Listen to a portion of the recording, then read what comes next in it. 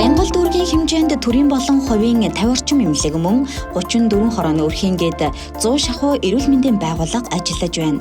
Хүн амынхаа эрүүл мэндийг сахин хамгаалах үйлсийн төлөө амбие үл хайрлан тэмцэж яваа үеийн эмч нартаа дэлхийн эмч нарын өдрийн мэндийг хүргээд цаашдынх нь ажилд нь амжилт, амьдралд нь сайн сайхан бүхнийг хүсэн өрөөе.